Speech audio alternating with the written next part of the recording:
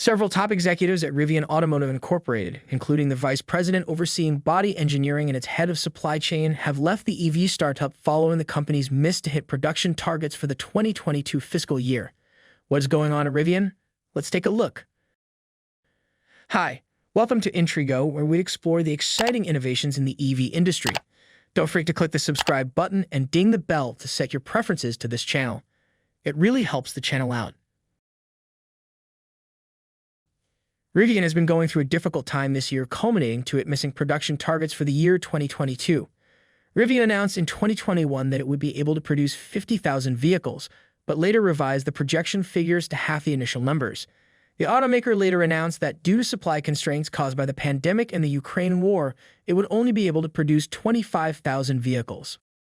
Rivian did not specify production numbers for each of its three vehicles: the R1T electric adventure pickup, the R1S electric adventure SUV, and the EDV delivery van it makes for Amazon. Looking at the total number of vehicles produced for the year, Rivian Automotive fell short of its goal of producing 25,000 electric vehicles at its normal plant in 2022, but the pace of production increased and the company made more deliveries in the fourth quarter than in the previous 3 months. Rivian fell 663 vehicles short of its goal, producing 24,337 vehicles in 2022.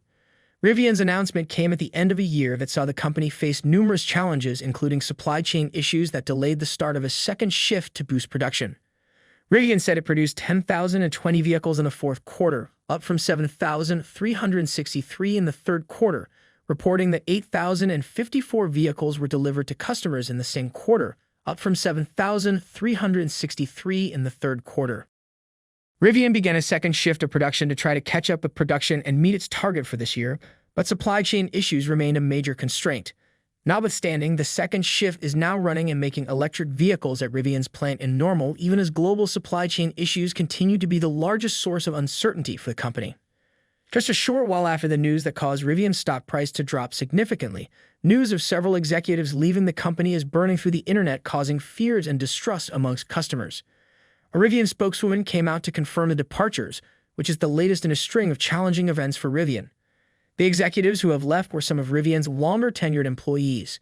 Among them is Randy Frank, Vice President of Body and Interior Engineering, and Steve Goronsky, the Vice President in charge of parts purchasing. Both had departed around the beginning of this year. Mr. Frank joined Rivian in 2019 from Ford Motors. Mr. Goronsky joined in 2018 from the autonomous vehicle startup Zoox. Another early employee, Patrick Hunt, a senior director in the strategy team, left the company late last year. Mr. Hunt joined Rivian in 2015. These are the departures seen within the last month or so. Extending a few more months back, a few more execs make the list. Rivian's general counsel, Neil Citron, departed in September after 4.5 years with the company, which was founded in 2009. The Rivian spokeswoman said the moves were made to ensure the startup has the talent and staff it needs to increase production. Quote, "We continue to attract world-class talent to our company as our business needs change." End quote. The company declined to comment on the individual circumstances of the departures. The term Wall Street Journal is using for this departure is left. It's not clear if these guys were fired or if they resigned from Rivian. It would be very concerning if they resigned. In many resignation cases, these officials resign early before some big, very bad news about the company comes out.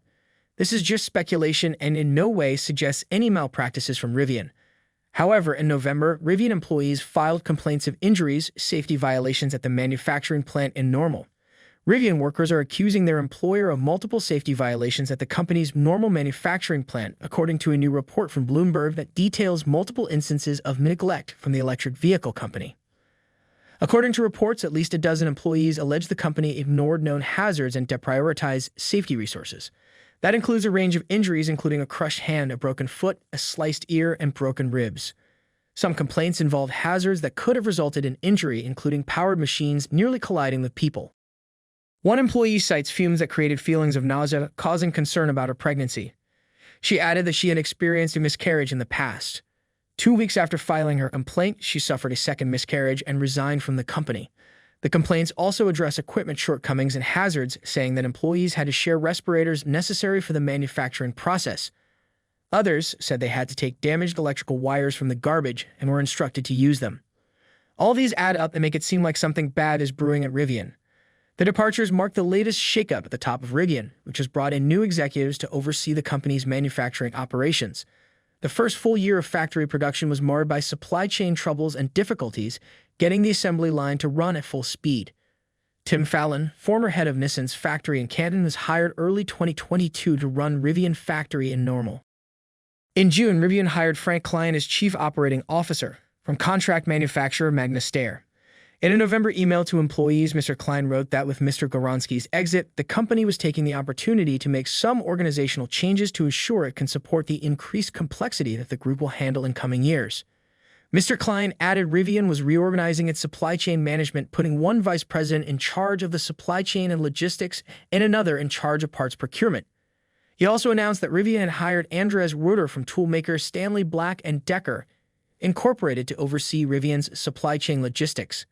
The changes at the top of Rivian come as it attempts to transform from an upstart looking to raise capital to a mass manufacturer, with ambitions to become one of the world's largest automakers. Its first all-electric models, the R1T pickup truck and R1S sport utility vehicle, are relatively new. The company has only been building cars at its Illinois factory since late 2021. Before then, it had never built or sold a single vehicle for retail. As part of its expansion, Rivian went on a hiring spree, growing rapidly from about 1,200 workers in 2019 to around 14,000 employees by the summer of last year, and has only recently begun creating positions that exist at many companies. In April, Anis Akamadoli Costa was hired as Chief Sustainability Officer from jewelry maker Tiffany Incorporated. In October, Rivian hired a former Capital One Financial Corp executive, Diane Lai, as its first Chief Information Officer. As Rivian has struggled to increase factory output, it has come under pressure to trim spending. Last summer, the company laid off around 6% of its workforce and cut spending on many of its programs. The company became focused on bringing production of its current set of vehicles up to speed. It also makes an electric delivery van that it sells to Amazon.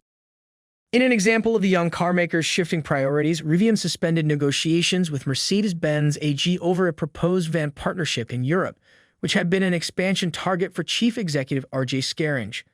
Rivian said the decision came after re-evaluating its opportunities for growth. The company reported a net loss of $5 billion from the first 9 months of 2022, and its cash pile fell to $13.8 billion at the end of September, down from $15.46 billion in June. Rivian is scheduled to report its full-year results on February 28. Rivian's stock has also tumbled since its blockbuster initial public offering in November 2021, down roughly 79% through Tuesday's close. What do you think could be going on at Rivian? Let us know in the comment section below. If you liked the video, please give it a big thumbs up and share it with others. Also, if you haven't already, please consider subscribing to our channel. Don't forget to turn on the notification bell so you don't miss any of our new uploads. Thanks for watching.